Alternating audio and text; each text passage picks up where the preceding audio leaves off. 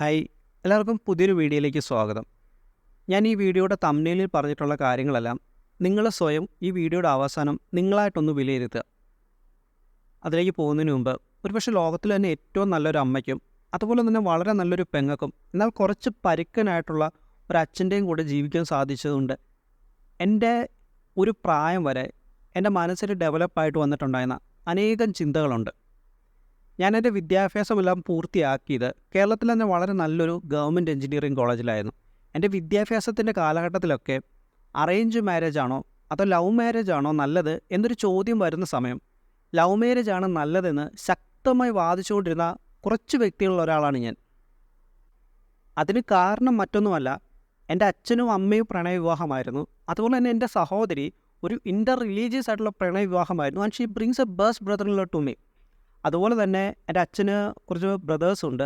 അതിൽ 2 പേര് ഇതുപോലെ തന്നെ പ്രണയവിവാഹമായിരുന്നു. അവരും ഏറ്റവും ബെസ്റ്റ് ക്വാളിറ്റി ലൈഫാണ് ജീവിക്കുന്നത്. അപ്പോൾ അതുകൊണ്ട് തന്നെ ഈ ഒരു ചോദ്യത്തിന് മറ്റൊരു ഉത്തരം എനിക്കന്ന് പറയുവാനില്ലായിരുന്നു. അപ്പോൾ ഇതൊക്കെ കൊണ്ട് തന്നെ ജീവിതത്തിൽ പ്രണയത്തിനുള്ളിൽ വേണ്ട ട്രസ്റ്റ്, അത് എത്രമാത്രം സിൻസിയർ ആകണം എന്നുള്ളതെല്ലാം ചെറുപ്രായത്തിൽ തന്നെ തിരിച്ചറിഞ്ഞൊരു ലൈഫ് കൂടിയായിരുന്നു എൻ്റെത്. എന്നാൽ ഇന്ന് എൻ്റെ അടുത്ത് ഒരാൾ ചോദിച്ചു കഴിഞ്ഞാൽ, അത് പർട്ടിക്കുലറി അതൊരു ആൺകുട്ടി എൻ്റെ അടുത്ത് ചോദിച്ചു കഴിഞ്ഞാൽ ഞാൻ അദ്ദേഹത്തോട് പറയും, നിങ്ങൾ ഒരിക്കലും നിങ്ങളുടെ 18 വയസ്സ് മുതൽ 27 വയസ്സ് വരെയുള്ളൊരു പ്രായത്തിൽ ഒരിക്കലും ഒരു പ്രണയബന്ധത്തിൽ നിങ്ങൾ അതായത് വളരെ ജെന്യുവൻ ആയിട്ടുള്ള വളരെ സിൻസിയർ ആയിട്ടുള്ള ഒരു പ്രണയബന്ധത്തിൽ നിങ്ങൾ ഒരിക്കലും പോയി ഇൻവോൾവ് ആകാൻ പാടില്ല എന്ന് മാത്രമേ ഞാൻ അദ്ദേഹത്തോട് പറയുകയുള്ളൂ. അപ്പോൾ നിങ്ങൾ എൻ്റെ അടുത്ത് ചോദിക്കും, അതെന്താ പെൺകുട്ടികൾ ഇതിൽ നിന്ന് ഒഴിവാക്കിയെന്ന്. പെൺകുട്ടികൾ ഫേസ് ചെയ്യുന്ന ഇഷ്യൂ നമ്മുടെ സമൂഹം എപ്പോഴും അതിനെ അഡ്രസ്സ് ചെയ്യാറുണ്ട്. അത് പലപ്പോഴും സ്ക്രൂട്ടിനിക്ക് വിധേയമാകാറുണ്ട്. അതൊരു ചെറിയ ഇൻസിഡൻ്റ് ആണെങ്കിൽ കൂടെ അത് വലിയ രീതിയിൽ നമ്മളതിന് ഡിസ്കസ് ചെയ്യാറുണ്ട്. എന്നാൽ ഒരു ആൺകുട്ടിയുടെ ലൈഫിലേക്ക് വരുമ്പോൾ വലിയ ഇൻസിഡൻറ്റുകൾ ഉണ്ടായാൽ കൂടെ അത് ചെറിയ രീതിയിൽ കൂടെ അത് ഡിസ്കസ് ചെയ്യപ്പെടാറില്ല എന്നുള്ളതാണ് വാസ്തവം.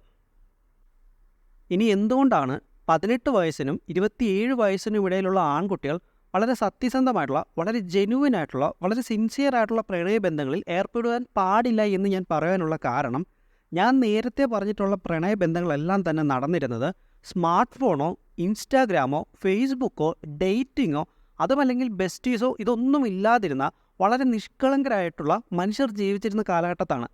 അന്ന് മറ്റൊരാൾക്കൊന്നും തോന്നിയതുപോലെ ഒരു തേർഡ് പേഴ്സണായിട്ട് ഇവരുടെ ജീവിതത്തിലേക്ക് കടന്നു വരുവാനുണ്ടായിരുന്ന സാഹചര്യമൊന്നും അവരുടെ ലൈഫിലൊന്നും ഇല്ലായിരുന്നു. അതുകൊണ്ടൊക്കെ തന്നെ അവരുടെ ബന്ധങ്ങൾ വളരെ പ്യുവറായിട്ട് അവർക്ക് മുന്നോട്ട് കൊണ്ടുപോകാനായിട്ട് അവർക്ക് സാധിച്ചിരുന്നു. മറ്റൊരാളുടെ കടന്നുവരവില്ല, അവർക്കൊക്കെ അനേകം ചോയ്സുകളെക്കുറിച്ച് ഓർത്ത് ബോധർ ചെയ്യേണ്ട, അനാവശ്യമായിട്ട് ജീവിതത്തിലേക്ക് കടന്നു വന്ന് വാഗ്ദാനങ്ങൾ നൽകാൻ ആരും കാണില്ല. അപ്പോൾ ഇവരുടെ ലൈഫിൽ ആകെപ്പാടെ പ്രാധാന്യമുള്ളത് അവരുടെ വൈഫ് അല്ലെങ്കിൽ അവരുടെ ഹസ്ബൻഡ് അല്ലെങ്കിൽ അവരുടെ ലൈഫ് പാർട്ണർ എന്നുള്ളതിൽ മാത്രം ഒതുങ്ങി ജീവിച്ചിരുന്ന കുറച്ച് വ്യക്തികൾ മാത്രമാണവർ. അതുകൊണ്ട് തന്നെ അവരുടെ ഇടയിലുണ്ടായിരുന്ന ബന്ധങ്ങളും അത്രമാത്രം പ്യുവറാണ്.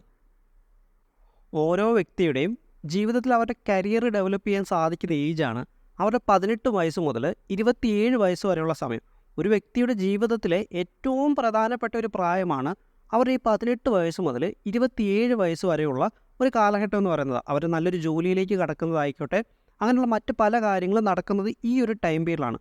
അപ്പോൾ ഈ ഒരു ടൈം പീരീഡിൽ നിങ്ങളുടെ ലൈഫ് ഹസിൽ ഫ്രീ ആയിട്ടിരിക്കണമെന്നുള്ളത് വളരെ വലിയൊരു കാര്യമാണ്. നിങ്ങളിപ്പോൾ ഒരു പ്രണയബന്ധത്തിലേക്കൊക്കെ പോവുകയാണെന്ന് വിചാരിക്കുക. ഈ ഒരു പർട്ടിക്കുലർ ടൈം പീരീഡിൽ ആ പെൺകുട്ടി വളരെ ഒരു നല്ല രീതിയിലേക്ക് നിങ്ങളുടെ അടുത്ത് ബിഹേവ് ചെയ്യാം. അപ്പോൾ തന്നെ നിങ്ങൾക്കൊരു ഇതുണ്ട്, ഓക്കെ എൻ്റെ ഫ്യൂച്ചറിൽ ഈ ഒരു പേഴ്സൺ എൻ്റെ കൂടെ കാണും, അപ്പോൾ ഈ ഒരു വ്യക്തി എൻ്റെ കൂടെ ഉള്ളതുകൊണ്ട് ഞാൻ ഏൺ ചെയ്യാനുള്ള മാത്രം കാര്യങ്ങളുമായിട്ട് മുന്നോട്ട് പോയാൽ മതി, അല്ലാതെ വളരെ വലിയൊരു സക്സസ്സിലേക്കൊന്നും എൻ്റെ ലൈഫ് പോകണ്ട, എങ്ങനെയെങ്കിലുമൊക്കെ പോയച്ചാൽ മതി, ജീവിക്കാനുള്ള പോലെ ഏൺ ചെയ്യണം എന്നുള്ളൊരു ചിന്തയിൽ നിങ്ങൾ മുന്നോട്ട് പോകാനുള്ള സാധ്യതയുണ്ട്. അങ്ങനെ പോകുന്നൊരു സമയം at the end of the day നിങ്ങൾക്ക് സംഭവിക്കാൻ പോകുന്നത് എന്തെന്നാൽ, ഞാനിത് ആരും ബ്ലെയിം ചെയ്യുന്നല്ല, മോസ്റ്റ് ഓഫ് ദ ഗേൾസും ഇന്നത്തെ കാലഘട്ടത്തിൽ ഞാൻ പറഞ്ഞു ആൺകുട്ടികളുടെ ഇഷ്യൂ പെൺകുട്ടികളുടെ ഇഷ്യൂ അത് അഡ്രസ്സ് ചെയ്യപ്പെടാറുണ്ട്. എന്നാൽ ആൺകുട്ടികളുടെ ഇഷ്യൂ അഡ്രസ്സ് ചെയ്യപ്പെടാറില്ലാത്തതുകൊണ്ട് മാത്രം എടുത്തൊരു ടോപ്പിക്കാണിത്. അതുകൊണ്ട് ഇവിടെ വന്നിട്ട് നിങ്ങൾ എന്തുകൊണ്ട് പെൺകുട്ടികൾ ഇത് ഫേസ് ചെയ്യുന്നുണ്ട് എന്ന് നിങ്ങൾ പറയേണ്ടതല്ല. അത് വളരെ വലിയ രീതിയിൽ അത് ഡിസ്കസ് ചെയ്യപ്പെടുന്നുണ്ട്, എന്നാൽ ആൺകുട്ടികളുടെ കാര്യം അത് ഡിസ്കസ് ചെയ്യപ്പെടുന്നില്ല. ഓക്കെ, ഇനി ഞാൻ ടോപ്പിക്കിലേക്ക് തിരിച്ചു വരാം. At the end of the day നിങ്ങളുടെ പോക്കറ്റ് എത്ര വീർത്തിരിക്കുന്നു എന്നുള്ളത് മാത്രമേ മെജോറിറ്റി ആയിട്ടുള്ള ആൾക്കാരെ നോക്കത്തുള്ളൂ. അതിൻ്റെ ശതമാനം ഞാൻ പറയുന്നില്ല, ശതമാനം പറഞ്ഞു കഴിഞ്ഞാൽ പലർക്കും അത് അക്സെപ്റ്റ് ചെയ്യില്ലായിരിക്കും.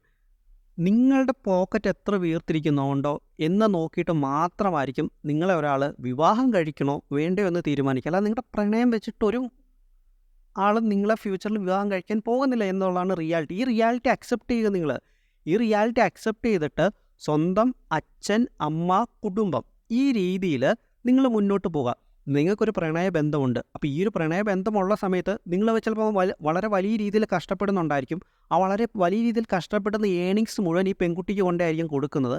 ഈ പെൺകുട്ടി നിങ്ങളുടെ അടുത്ത് പല കാര്യങ്ങളും ചോദിച്ച് ചെയ്യുമായിരിക്കും. അപ്പം നിങ്ങൾ ചിന്തിക്കും, ഓക്കെ, അവൾക്ക് എൻ്റെ അടുത്ത് ഭയങ്കര സിൻസിയറായിട്ടുള്ള ഇഷ്ടമുള്ളത് കൊണ്ടാണ് അവൾ എന്നെക്കൊണ്ട് ഈ കാര്യങ്ങളൊക്കെ ചെയ്യിപ്പിക്കുന്നത്. നിങ്ങളെ വലിയ വലിയ രീതിയിൽ യൂസ് ചെയ്യും. നിങ്ങൾ യൂസ് ചെയ്യുന്ന സമയത്ത് നിങ്ങൾ ചിന്തിക്കും, ഓക്കെ, എൻ്റെ അടുത്ത് ഇഷ്ടമുള്ളത് കൊണ്ടാണ് എന്നെ ഇങ്ങനെ യൂസ് ചെയ്യുന്നത്.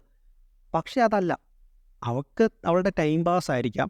അവളുടെ ലൈഫ് കുറേ കൂടെ അവളുടെ ലൈഫിൽ ആ ഒരു പർട്ടിക്കുലർ ഏജ് ഈസി ആക്കാനുള്ള ഒരു ബസ് മാത്രമായിരിക്കും നിങ്ങൾ. അവളുടെ ലൈഫിൻ്റെ ആ ഒരു ജേർണി ഈസി ആക്കാനുള്ള ഒരു ബസ് മാത്രമല്ല, ട്രാവൽ ചെയ്യാനുള്ള ഒരു പ്ലാറ്റ്ഫോം മാത്രമായിരിക്കും നിങ്ങൾ. അത് കഴിഞ്ഞാൽ നിങ്ങളുടെ പോക്കറ്റ് വീർത്തിട്ടില്ല എങ്കിൽ അവരുടെ ഫ്യൂച്ചറിലേക്കുള്ള ജേർണിയിൽ നിങ്ങൾ വെറും കരുവേപ്പിലയാണ്. അത് മനസ്സിലാക്കാം. നിങ്ങളെ വേണ്ട അവർക്ക്. ഓക്കെ, ആ ഒരു ഫാക്റ്റ് നിങ്ങൾ അക്സെപ്റ്റ് ചെയ്യുക.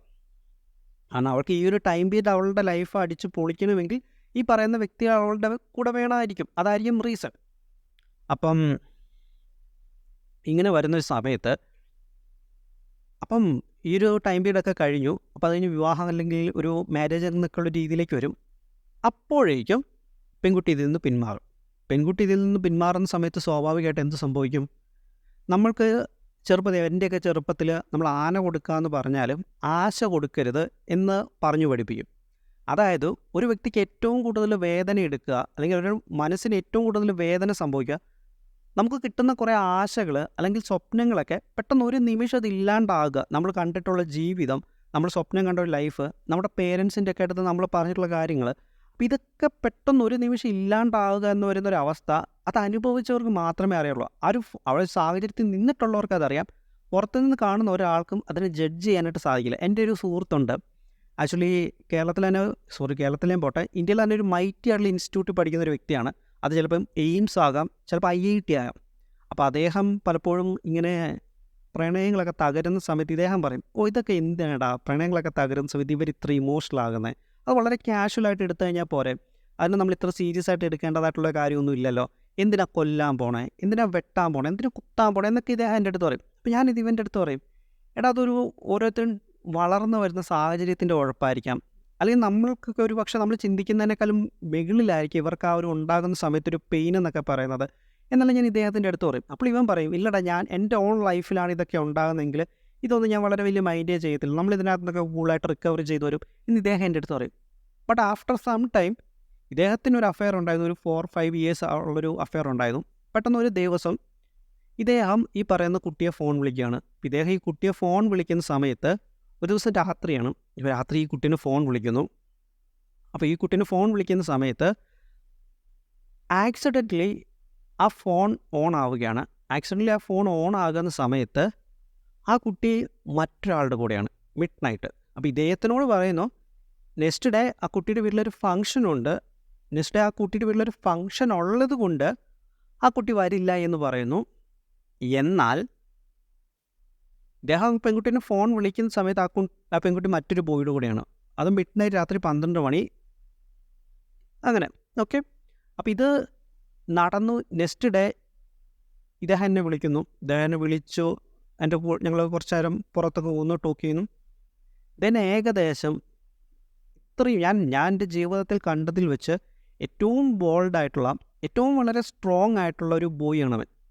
ഞാൻ എൻ്റെ ജീവിതത്തിൽ കണ്ടിട്ടുള്ളത് വെച്ച് ഏറ്റവും സ്ട്രോങ് ആയിട്ടുള്ള ബോയാണ് അവൻ. ഏറ്റവും സ്ട്രോങ് ആയിട്ടുള്ള ആ ബോയ് പിന്നീടുള്ള 2 മാസങ്ങളിൽ കൂടെ കടന്നു പോയിട്ടുള്ള അവസ്ഥ എനിക്കറിയാം.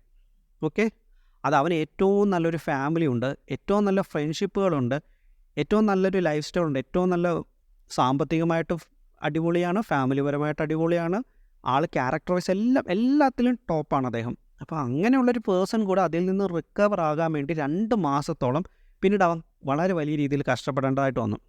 ആഫ്റ്റർ 2 months അദ്ദേഹം വീണ്ടും അദ്ദേഹത്തിൻ്റെ പല ഇഷ്യൂസ് അത് കഴിഞ്ഞും പിന്നീടും മനസ്സിലായി ഇതിൽ നിന്ന് റിക്കവറായി വരിക എന്ന് പറയുന്നത് അത്ര ഈസി അല്ല. അപ്പോൾ ഞാനിത് പറയാനുള്ള കാരണം, പലപ്പോഴും ഇതിൻ്റെയൊക്കെ നമ്മൾ ഇങ്ങനെയുള്ള വാർത്തകളൊക്കെ കാണുന്ന സമയത്ത് നമ്മളതിൻ്റെ കമൻറ്റ് സെക്ഷനിലൊക്കെ വന്ന് നോക്കുന്ന സമയത്ത് വളരെ നിസ്സാരമായിട്ട് കമൻറ്റ് ചെയ്ത് പോകുന്ന പലരെയും നമുക്ക് കാണാം, അല്ലെങ്കിൽ ഇതൊക്കെ വളരെ പുച്ഛിച്ചിട്ട് പോകുന്ന ആൾക്കാരെ നമുക്ക് കാണാം.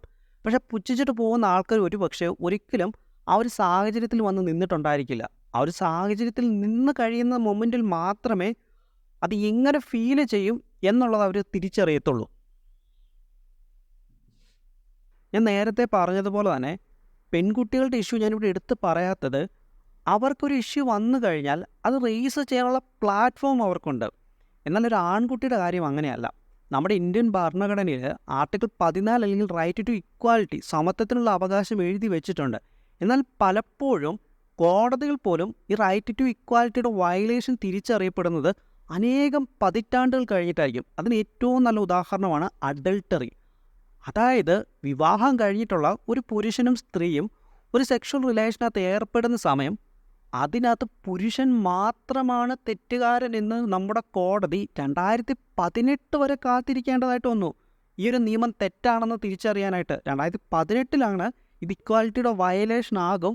സ്ത്രീയും പുരുഷനും ഇതിനകത്ത് ഒരുപോലെ തെറ്റുകാരാണ്. അതിൽ പുരുഷനെ മാത്രം ശിക്ഷിക്കുന്നത് ആർട്ടിക്കിൾ 14 വയലേഷൻ ആകുമെന്ന് പറഞ്ഞുകൊണ്ട് ഈ നിയമം എടുത്ത് മാറ്റുവാൻ വേണ്ടി 2018 വരെ കാത്തിരിക്കേണ്ടതായിട്ട് വന്നു.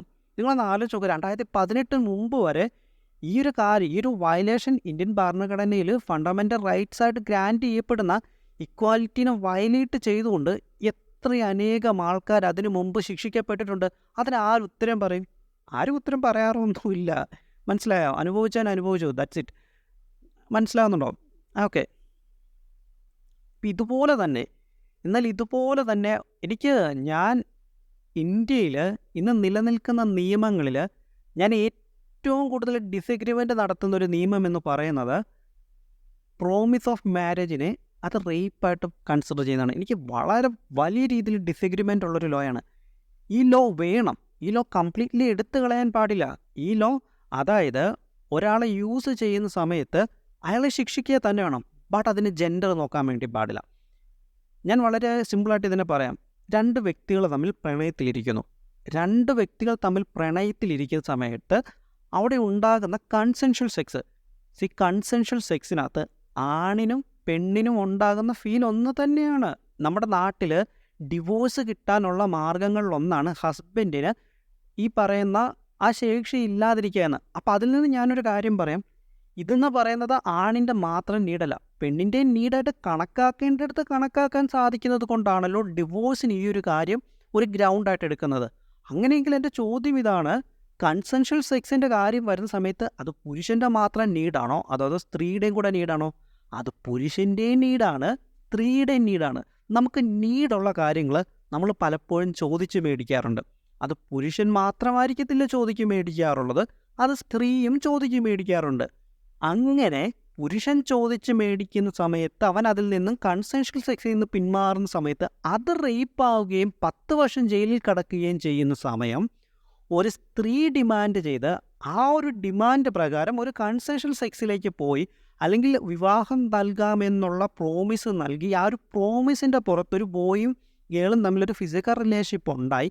അതിനുശേഷം ഒരു പെണ്ണ് പിന്മാറുന്ന സമയത്ത് അവിടെ എന്തുകൊണ്ട് റേപ്പ് ഇൻവോക്ക് ചെയ്യുന്നില്ല? അത് റേപ്പല്ലേ? ഞാൻ ഈ പറയുന്ന കൺസെൻഷ്വൽ സെക്സിനകത്തൊരു ഫോഴ്സ്ഫുൾ സെക്സ് നടക്കുന്നില്ല. ഇവിടെ വാക്ക് നിങ്ങൾ ഓർക്കണം, ഞാൻ കൺസെൻഷ്വൽ സെക്സിൻ്റെ കാര്യം മാത്രമാണ് പറയുന്നത്. ഞാനിവിടെ ഒരു ഫോഴ്സ്ഫുൾ സെക്സിൻ്റെ കാര്യം ഞാനിവിടെ ഡിസ്കസ് ചെയ്യുന്നില്ല. I am strictly talking about the consensual sex.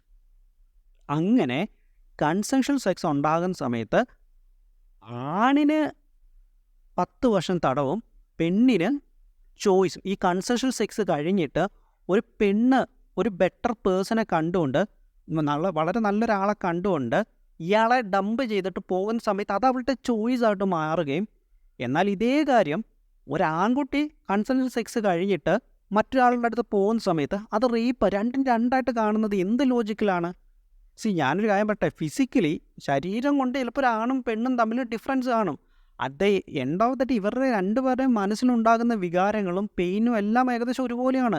2 പേർക്കും പെയിൻ ഉണ്ടാകാറുണ്ട്, 2 പേരും മെൻ്റൽ ട്രോമയിലൂടെ ഫേസ് ചെയ്ത് പോകാറുണ്ട്. അതിലൊരാൾക്ക് ജസ്റ്റിസ് നൽകുകയും മറ്റൊരാൾക്ക് ജസ്റ്റിസ് നൽകാതിരിക്കുകയും ചെയ്യുന്നത് എന്ത് നിയമമാണ്? എനിക്ക് ഒരിക്കലും അക്സെപ്റ്റ് ചെയ്യാൻ പറ്റാത്തൊരു കാര്യമാണ് ഈ ഒരു ലോ. അതായത് വിവാഹ വാഗ്ദാനം നൽകിയുള്ള പീഡനം, ആ നിയമം നിലനിൽക്കണം. ബട്ട് ആ നിയമത്തിനകത്ത് വേണ്ടതായിട്ടുള്ള മോഡിഫിക്കേഷൻ നടത്തണം. അതായത് കൺസെൻഷ്വൽ സെക്സ് എന്ന് പറയുന്നത് ആണും പെണ്ണും ഒരുമിച്ച് ഡിമാൻഡ് ചെയ്യുന്ന ഒന്നാണ്. ആ ഡിമാൻഡ് ചെയ്ത് കഴിഞ്ഞ് പെണ്ണ് ശരി വിവാഹം നൽകാമെന്നുള്ള പ്രോമിസിൽ ആണിൻ്റെ അടുത്തുനിന്ന് സാമ്പത്തികമായിട്ട് അവനെ യൂസ് ചെയ്യുന്നു, സെക്ഷുവലി അവനെ യൂസ് ചെയ്യുന്നു. ഇതെല്ലാം കഴിഞ്ഞ് മറ്റൊരുത്തനെ പോകുന്ന സമയത്ത് ചോയ്സും, ആണ് പോകുന്ന സമയത്ത് അത് വളരെ വലിയൊരു ക്രൂരതയായിട്ടുള്ള റേപ്പുമായിട്ട് മാറുന്നത് ഏത് തലച്ചോറിനകത്ത് വരുന്ന കോമൺ സെൻസ് ആണത്? എനിക്ക് മനസ്സിലാവാത്തൊരു കാര്യമാണത്. ഇനി ഞാൻ പറയാൻ പോകുന്ന കാര്യം, നമ്മുടെ നാട്ടിൽ അനേകം പെൺകുട്ടികൾ കൊല്ലപ്പെടുന്നുണ്ട്. എന്തുകൊണ്ട് നമ്മുടെ നാട്ടിൽ ഇത്രമാത്രം പെൺകുട്ടികൾ കൊല്ലപ്പെടുന്നു നിങ്ങൾ ചിന്തിച്ചിട്ടുണ്ടോ? എന്നാൽ ആൺകുട്ടികളെ ഇതുപോലെ കൊല്ലാൻ വേണ്ടി പോകുന്നില്ല. അതിനുള്ള ബേസിക് ആയിട്ടുള്ള റീസൺ, പെൺകുട്ടികൾക്ക് ജസ്റ്റിസ് നൽകാനായിട്ട് ഇവിടെ ഒരു പ്ലാറ്റ്ഫോം നിയമപരമായിട്ട് നിലവിലുണ്ട്. എന്നാൽ ആൺകുട്ടികൾക്ക് അവരൊരു ട്രെച്ചറി വലിയ രീതിയിലുള്ള മെൻ്റൽ ട്രോമ അവർക്ക് നൽകുന്ന ഒരാളെ നിയമപരമായിട്ട് നേരിടാൻ അവർക്ക് ഒരു പ്ലാറ്റ്ഫോമും ഇല്ല. അതവിടെ നിയമത്തിൻ്റെ കുഴപ്പമാണ്. എന്നിട്ട് മോസ്റ്റ് ഓഫ് ദ പീപ്പിൾ ഇതിനെ എങ്ങനെ വ്യാഖ്യാനിക്കും? നമ്മുടെ നാട്ടിൽ നിയമം ശക്തമല്ലാത്തത് കൊണ്ടാണ് അവൻ അവളെ കൊല്ലാൻ തോന്നിയത്, അല്ലെ അവൻ അവളെ ആക്രമിക്കാൻ തോന്നിയത്. റാദർ ഞാൻ ഇതിനെ വ്യാഖ്യാനിക്കും, നമ്മുടെ നാട്ടിൽ പെൺകുട്ടികൾക്കും ഇതേപോലെ അവരെ സെക്ഷുവലി യൂസ് ചെയ്തതിന്, അല്ലെ സെക്ഷുവലി ഫിനാൻഷ്യലി യൂസ് ചെയ്തതിന് ശേഷം അവർക്കും ഒരു പ്ലാറ്റ്ഫോം നൽകാതിരിക്കും. അവരും ഇറങ്ങും ഇതുപോലെ ആക്രമിക്കുവാനും കൊല്ലുവാനും ഉപദ്രവിക്കുവാനും, അല്ലെങ്കിൽ സൂയിസൈഡിൻ്റെ റേറ്റ് ഒക്കെ നമ്മുടെ നാട്ടിൽ കൂടും. അതില്ലാത്തതിന് കാരണം അവർക്കൊരു പ്ലാറ്റ്ഫോം നൽകുന്നുണ്ട്, എന്നാൽ പുരുഷൻ ആ പ്ലാറ്റ്ഫോം നൽകുന്നില്ല. ഈ ഒരൊറ്റ റീസണാണ് ഇത്രയധികം കൊലപാതകങ്ങൾ നടക്കുവാനുള്ള റീസൺ. അതിനിയും നിങ്ങൾക്ക് തിരിച്ചറിയാൻ വേണ്ടി സാധിച്ചില്ല എങ്കിൽ ഇനിയും ഇതുപോലെയുള്ള കൊലപാതകങ്ങൾ നടക്കും. അപ്പോഴും നിങ്ങൾ റിയലൈസ് ചെയ്യില്ല. അപ്പോഴും നിങ്ങൾ ലോ സ്ട്രിക്റ്റ് അല്ലാത്തത് കൊണ്ടാണ് ബ്ലെയിം ചെയ്യും. ബട്ട് നിങ്ങൾ റിയലൈസ് ചെയ്യുന്നില്ല എന്തുകൊണ്ട് ആ ലോ സ്ട്രിക്റ്റ് ആകാത്തത്. നിങ്ങൾ ആ ലോയിനെ ജെൻഡർ ബേസ്ഡ് ആയിട്ട് ഇട്ടുകൊണ്ട് നിങ്ങൾ ഒരാൾക്ക് ജസ്റ്റിസ് നൽകുകയും മറ്റൊരാളുടെ ജസ്റ്റിസിനെ forcefully as per the law it's a choice എന്ന് പറഞ്ഞുകൊണ്ട് നിങ്ങൾ ഡെനി ചെയ്യുന്നിടത്തുമാണ് ഇതുപോലുള്ള ഇൻസിഡൻസ് ഉണ്ടാകുന്നത് എന്ന് നിങ്ങൾക്ക് മനസ്സിലാകുന്നു. അന്ന് മാത്രമേ ഇതുപോലുള്ള ഇൻസിഡൻസുകൾക്കൊക്കെ ഒരന്ത്യം വരികയുള്ളൂ. അപ്പോൾ ഞാൻ പറഞ്ഞു വന്നത്, 18 വയസ്സിനും 27 വയസ്സിനും ഇടയിലുള്ള ആൺകുട്ടികൾ, നിങ്ങൾ നിങ്ങളുടെ ലൈഫിന്, നിങ്ങളുടെ കരിയറിന്, നിങ്ങളുടെ ഫാമിലിക്ക് മാത്രം ഇമ്പോർട്ടൻസ് കൊടുക്കുക. ഒരു പെണ്ണിനല്ല നിങ്ങൾ ഇമ്പോർട്ടൻസ് കൊടുക്കേണ്ടത്. നിങ്ങൾ ലൈഫിൽ സക്സസ് ആയി നിങ്ങളുടെ കരിയർ ബിൽഡ് ചെയ്ത് നിങ്ങൾ ഏൺ ചെയ്ത് നിങ്ങൾ മുന്നോട്ട് വരുന്ന സമയത്ത് പെൺകുട്ടികൾ പുറകെ വന്നോളൂ. മനസ്സിലായോ? അത്രയും സിമ്പിളാണ് ലൈഫ്. അല്ലാതെ നിങ്ങളുടെ 18 വയസ്സിനും 27 വയസ്സിനും ഇടയിൽ നിങ്ങൾ അവളെ നോക്കിക്കൊണ്ടിരുന്ന് നിങ്ങളുടെ ഏണിങ്സും അവൾക്ക് കൊടുത്ത് കഴിയുമ്പോൾ അവളെ നല്ലൊരാളെ കാണുമ്പോൾ അവളോട് പോയിട്ട് നിങ്ങൾ വെട്ടാനോ കുത്താനോ കൊല്ലാനോ ഒന്നുമല്ല വേണ്ട. അൾട്ടിമേറ്റ്ലി നിങ്ങളെ ആ സൊസൈറ്റി ബ്ലെയിം ചെയ്യും. നിങ്ങൾ സൊസൈറ്റി ബ്ലെയിം ചെയ്യുക മാത്രമല്ല, നിങ്ങളുടെ ഭാഗത്താണ് തെറ്റ്. നിങ്ങൾ ചെയ്യുന്നത് തെറ്റാണ്. ഒരിക്കലും നിങ്ങൾ ഒരാളെ കൊല്ലാനുള്ള അനുവാദമില്ല. നിങ്ങൾ തന്നെയായിട്ട് പോയിട്ട് ഈ ഒരു അവസരങ്ങളൊക്കെ അവർക്ക് ഉണ്ടാക്കി കൊടുക്കുന്നത്. അപ്പം സ്വയം തിരിച്ചറിയുക. ഒരു വ്യക്തിയെ സംബന്ധിച്ച് ആ വ്യക്തിക്ക് ഏറ്റവും വലുത് അദ്ദേഹത്തിൻ്റെ കരിയറും അദ്ദേഹത്തിൻ്റെ കുടുംബവും മാത്രമാണ്. തൽക്കാലത്തേക്ക് നമ്മുടെ ലൈഫിലേക്ക് വരുന്ന ഏതെങ്കിലും ഒരു പെൺകുട്ടി അല്ല നമ്മുടെ ജീവിതത്തിൽ നമ്മൾ പ്രാധാന്യം കൊടുക്കേണ്ടതായിട്ടുള്ളത്. നമ്മുടെ അച്ഛൻ, നമ്മുടെ അമ്മ, നമ്മുടെ കുടുംബം ഇത്രയും കാലം നമ്മുടെ സമൂഹത്തിൽ കൊണ്ടുവന്നിട്ടുള്ള നല്ല നല്ല വാല്യൂസ്, നമ്മുടെ കുടുംബത്തിൻ്റെ അന്തസ്സ്, അതായത് മറ്റുള്ളവരുടെ മുന്നിൽ കുടുംബത്തെ നാണം കെടിപ്പിക്കാതിരിക്കുക, ഇതൊക്കെയാണ് നിങ്ങൾ പ്രാധാന്യം കൊടുക്കേണ്ടതായിട്ടുള്ളത്. അല്ലാതെ ഏതെങ്കിലും പെൺകുട്ടികളുമായിട്ട് എന്തെങ്കിലും ഒരു റിലേഷൻഷിപ്പ് അല്ല നിങ്ങളുടെ ജീവിതത്തിലെല്ലാം എന്ന് പറയുന്നത്. ഈ ഒരു കാര്യം എല്ലാവരും ജീവിതത്തിൽ മനസ്സിലാക്കിയിരിക്കുക. ഡിസഗ്രിമെൻറ്റ്സുകൾ ഇതിനകത്ത് പലതും കാണും. ബിക്കോസ് എനിക്ക് ഈ ഒരു വീഡിയോയിലൂടെ എല്ലാ കാര്യങ്ങളും പറയുവാനായിട്ട് സാധിക്കത്തില്ല. അപ്പോൾ അതുകൊണ്ട് തന്നെ നിങ്ങളുടെ അസംഷനിൽ വെച്ചിട്ട് നിങ്ങൾ എന്നെ ജഡ്ജ് ചെയ്യാനായിട്ട് വരണ്ട. ഓക്കെ? ബിക്കോസ് ഞാൻ എല്ലാ കാര്യത്തിലും വളരെ ന്യൂട്രലായിട്ട് സ്റ്റാൻഡ് എടുക്കുന്നത്. ഇതേ കാര്യം തന്നെ ഒരു ആൺകുട്ടി പെൺകുട്ടീനെ ചതിക്കുന്ന സമയത്ത് ഞാൻ ആൺകുട്ടീനെ ബ്ലെയിം ചെയ്യും. പക്ഷെ അവർക്ക് അതിനൊരു പ്ലാറ്റ്ഫോം ഉണ്ട് അതിനെതിരെ പ്രതികരിക്കാനുള്ളത്. എന്നാൽ ആൺകുട്ടികൾക്ക് ഒരു പ്ലാറ്റ്ഫോം ഇല്ലാത്തത് കൊണ്ടാണ് പലപ്പോഴും ഇതുപോലുള്ള അക്രമങ്ങളിലേക്ക് പോകുന്നത്. ഒരു പ്ലാറ്റ്ഫോം നിങ്ങൾക്ക് അവർക്ക് ഉണ്ടാക്കി കൊടുക്കൂ. ജെൻഡർ ബൈസ്ഡ് അല്ലാതെ കൺസെൻഷ്യൽ സെക്സ് എന്ന് പറയുന്നത് മനസ്സുകൊണ്ട് പോയിട്ട് രണ്ട് പേരുകൾ സെക്സ് ചെയ്യുന്നതാണ്. അപ്പോൾ മനസ്സുകൊണ്ട് ഇഷ്ടപ്പെട്ട രണ്ടുപേർ സെക്സ് ചെയ്യുന്ന സമയത്ത് പിന്മാറുക എന്നുള്ളത് അവരുടെ മനസ്സിലെ ജീർണിച്ച ചിന്തയാണ്. മനസ്സിൻ്റെ ജീർണിച്ച ചിന്തയെ ജെൻഡർ നോക്കാതെ ശിക്ഷിക്കുക. ആൾക്കാർ ഈ പറയുന്നത് പോലെ ഇങ്ങനെയുള്ള കാര്യങ്ങൾക്കൊന്നും ഇറങ്ങത്തില്ല. അതുപോലെ തന്നെ ഈ ചോയ്സൊക്കെ കണ്ടവനെയൊക്കെ തോന്നുന്ന സമയത്ത് തേച്ചിട്ട് പോകുന്ന ചിന്തയൊക്കെ തന്നെ മാറിക്കണം. ആൺകുട്ടികൾ എന്താ അങ്ങനെ ചെയ്യാത്തത്? ബിക്കോസ് അവർ ജയിലിൽ പോയി കിടക്കും. ഇപ്പോൾ വളരെ വലിയൊരു ടച്ചറിയാണല്ലോ, തെറ്റാണെന്നൊക്കെ മനസ്സിലാകുന്നിടത്ത് അവർ ജയിലിൽ പോകുന്നൊക്കെ തിരിച്ചറിയുന്ന സമയത്താണ് അവർ ചെയ്യാത്തത്. എന്നാൽ പെൺകുട്ടികൾക്ക് ആരും നിയമപരമായിട്ട് ഇതിന് ശിക്ഷ ഒന്നും നൽകാതെ ഇത് ചെയ്യാൻ വേണ്ടി വിട്ടേക്കുവാണ്. ഓക്കെ, ഞാൻ വീഡിയോ വൈൻഡ് അപ്പ് ചെയ്യുവാണ്. അപ്പോൾ അതുകൊണ്ട് പറയണമെന്ന് തോന്നി. കേരളം ഇന്ന് ഫേസ് ചെയ്യുന്ന ഏറ്റവും വലിയ ഇഷ്യൂസിലൊന്നാണ്. നമ്മുടെ എത്രമാത്രം കുടുംബങ്ങളാണ് നശിക്കുന്നത്. ആൺകുട്ടികളുടെ കുടുംബമായാലും ശരി, പെൺകുട്ടികളുടെ കുടുംബമായാലും ശരി, എത്രമാത്രം കുടുംബമാണ് ഇങ്ങനെ നശിച്ചു പോകുന്നത്. ഓക്കെ, അപ്പോൾ ഞാൻ ഫൈനലായിട്ട് ഒന്നും കൂടെ പറയുന്നത്, ഇതൊന്നിൻ്റെയും ജസ്റ്റിഫിക്കേഷനായിട്ട് നിങ്ങൾ ആരും കാണണ്ട. ഇത് ജസ്റ്റിഫിക്കേഷൻ അല്ല, ഇതിൻ്റെയൊക്കെ ഒരു സൊല്യൂഷനായിട്ട് നിങ്ങൾ തന്നെ എടുത്തേച്ചാൽ മതി. എല്ലാം നമുക്ക്, ബിക്കോസ് ഞാൻ എൻ്റെ ജീവിതത്തിൽ ഈ ഒരു വളരെ വലിയ രീതിയിൽ ചതിക്കപ്പെടുന്ന പല ആൺകുട്ടികളെയും കണ്ടിട്ടുണ്ട്. നിങ്ങൾക്കൊന്നും സ്വപ്നത്തിൽ കൂടെ ഇമാജിൻ ചെയ്യാൻ പറ്റാത്ത രീതിയിൽ ചതിക്കപ്പെട്ടിട്ടുള്ള പല ആൺകുട്ടികളെയും ഞാൻ കണ്ടിട്ടുണ്ട്. അവരൊക്കെ ആ അനുഭവിച്ചിട്ടുള്ള വേദന ഒന്നും നിങ്ങൾക്കൊന്നും ഒരിക്കലും അത് നേരിട്ട് കണ്ടിട്ടുള്ളവർക്കല്ലാതെ ആർക്കും അറിയത്തില്ല. അപ്പോൾ അതുകൊണ്ട് എന്തുകൊണ്ട് ഇത് ഞാൻ ചെയ്യേണ്ട വന്നു എന്നുള്ളത് എൻ്റെ ജീവിതത്തിൽ ഞാൻ കണ്ടിട്ടുള്ള പല ഇൻസിഡൻസിൽ നിന്നുമാണെന്ന് മാത്രം ഓർത്തേച്ചാൽ മതി. തീർച്ചയായിട്ടും അവർക്കൊക്കെ ജസ്റ്റിസ് കിട്ടേണ്ടതാണ്, ബട്ട് അവർക്ക് ജസ്റ്റിസ് കിട്ടുന്നില്ല. പലപ്പോഴും ഇതുപോലെയൊക്കെയുള്ള അവസ്ഥകളിൽ വരുന്ന സമയത്തായിരിക്കും പലപ്പോഴും അവർ സ്വയം ജസ്റ്റിസ് എന്നുള്ള രീതിയിൽ അവർ കണ്ടുപിടിച്ച് വന്നു. ബിക്കോസ് അവർക്ക് വേറെ പ്ലാറ്റ്ഫോമില്ല. നമുക്ക് ഏതെങ്കിലും പോലീസ് സ്റ്റേഷനിലേക്ക് ഇതും പറഞ്ഞ് ചെല്ലാനായിട്ടുള്ള ഒരു അവസരവും നമുക്കില്ല. നമുക്ക് നീതി കിട്ടണമെന്ന് പറഞ്ഞുകൊണ്ട് നമ്മുടെ ഫിനാൻഷ്യലി അവരെ ഭയങ്കരമായിട്ട് ഫിനാൻഷ്യലി ഉള്ളത് മുഴുവൻ യൂസ് ചെയ്തിട്ടുണ്ടായിരിക്കും. അച്ഛൻ്റെ അടുത്തും അമ്മയുടെ അടുത്തും ഒക്കെ പോയി പറഞ്ഞിട്ടുണ്ടായിരിക്കും ഇങ്ങനെ ഒരാൾ. ബിക്കോസ് ഇവർ തന്നെ പറഞ്ഞതായിരിക്കും. അപ്പോൾ എല്ലാവരുടെയും മുന്നിൽ പെട്ടെന്ന് സമൂഹത്തിൽ മുന്നിൽ നാണം കെടുക, എന്നെ ഇങ്ങനെ ചതിച്ചു, എന്നെ സാമ്പത്തികമായിട്ടും എന്നെ സെക്ഷുവലി യൂസ് ചെയ്തിട്ടും എന്നെ ചതിക്കപ്പെട്ടു എന്നുള്ള ചിന്ത. ആ ഒരു പീക്ക് ടൈമിൽ വരുന്ന ഇമോഷൻസിൻ്റെ പുറത്തായിരിക്കും. ബിക്കോസ് എനിക്കിനി വേറെ ഒന്നും ചെയ്യാനില്ല, എനിക്കിതിനെ ലീഗലി പോകാൻ പറ്റത്തില്ല, എനിക്ക് വേറൊരു രീതിയിലും എനിക്ക് ജസ്റ്റിസ് കിട്ടില്ല എന്ന് വരുന്നൊരു സമയത്ത് നിന്നുമായിരിക്കും ഒരുപക്ഷെ ഇങ്ങനെയുള്ള കൊലപാതകങ്ങളിലേക്കും ഇങ്ങനെയുള്ള ആക്രമണങ്ങളിലേക്കൊക്കെ പോകാം. നിങ്ങൾ അവർക്ക് പ്രതികരിക്കുവാൻ വേണ്ടി ഒരു ലീഗലി ഉള്ള, ഞാൻ പറഞ്ഞ നിയമപരമായിട്ട് ഇവർക്ക് പ്രതികരിക്കുവാൻ വേണ്ടി ഒരു പ്ലാറ്റ്ഫോം ഒപ്പിച്ചു കൊടുക്കും. അതായത് കൺസെഷണൽ സെക്സിന് റേപ്പ് എന്നുള്ളത് ആണിനും പെണ്ണിനും തുല്യ നിയമമാക്കും. ആണും പെണ്ണും 10 വർഷം കിടക്കേണ്ട നിയമം വന്നു കഴിഞ്ഞാൽ ഈ ഒരു കാര്യം ഉണ്ടാവില്ല. അത് നിങ്ങൾക്ക് തിരിച്ചറിയാതെ നിങ്ങൾ ആരെയും ഇപ്പോൾ ന്യൂസ് ചാനലുകളിൽ ഇരുന്നിട്ട് വലിയ വലിയ ക്രൂരത എന്നോ ഇതൊന്നും പറഞ്ഞിട്ട് ഒരു കാലത്ത് ഇത് മാറാൻ പോകുന്നില്ല. മാറണമെങ്കിൽ ജെൻഡർ ബയസ്ഡ് അല്ലാത്ത ജെൻഡർ ന്യൂട്രൽ ആയിട്ടുള്ള നിയമങ്ങൾ കൊണ്ടുവന്ന് 2 പേർക്കും ചെയ്യുന്ന തെണ്ടിത്തരത്തിൻ്റേതായിട്ടുള്ള ശിക്ഷ കൊടുക്കാൻ പഠിച്ചു കഴിഞ്ഞാൽ മാറിക്കോളും.